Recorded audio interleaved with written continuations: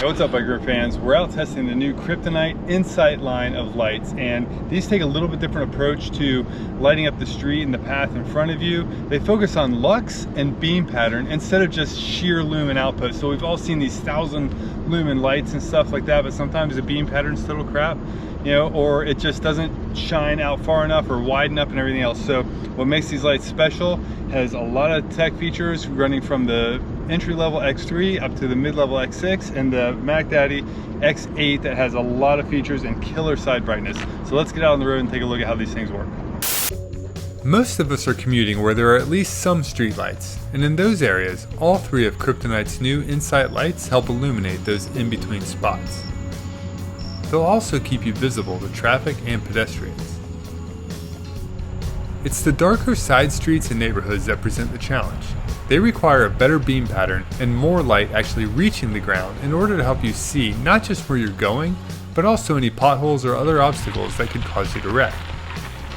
To be fair, filming in areas this dark pushed the limits of what our GoPro could accurately represent. So many of these scenes appear a little darker than they really were, but I left them unedited.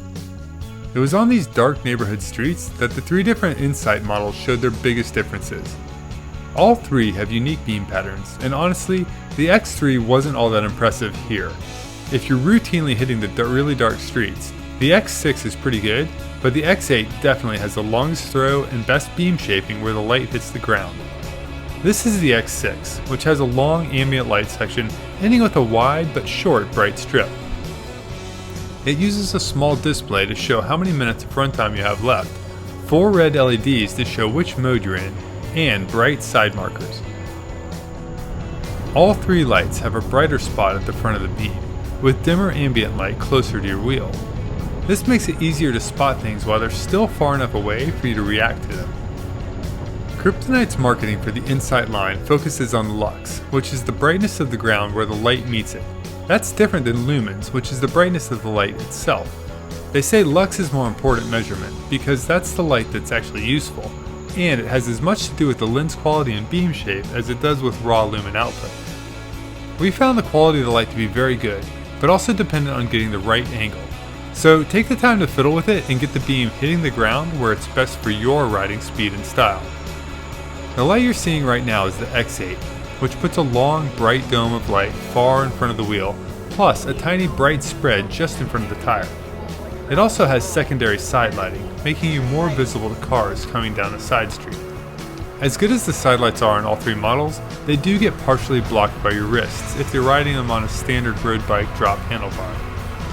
I'll be the first to say that button progression between modes doesn't make the most sense, but all three Incite models have multiple brightness levels and blink patterns to choose from. And despite the technical challenges of filming such things on otherwise very good action cameras, the blinking lights do make you much more visible to drivers and others, especially the rear, which has its own little tricks I'll show you in just a second. But first, it's time for the X3 to have its moment in the sun, literally. While the bigger lights are better at night, the smaller X3 was my favorite choice for daytime safety. It's small enough to go under the bar and basically disappear, yet bright enough to catch oncoming traffic's attention.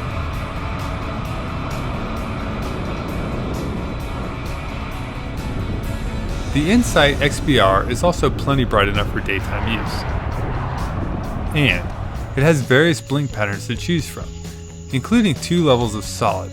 They offer a standard XR model, but the XBR adds the B for brake light. You might have seen the brake light working in some of the earlier footage, but I'll give you another demonstration here in just a second. It's only a few bucks more, and the brake lights are the same size package, making it kind of a no-brainer upgrade. Using an accelerometer, both non-blinking modes activate a second super bright lower LED to let followers know you're slowing down, which is quite cool. Thanks a ton for watching. Remember, use a light whether it's day or night, and like this, you want more killer reviews and tech features, check out BikeRumor.com for the full review on these with all the tech specs, pricing, and everything else. And hit subscribe, hit like for more great videos on our YouTube channel.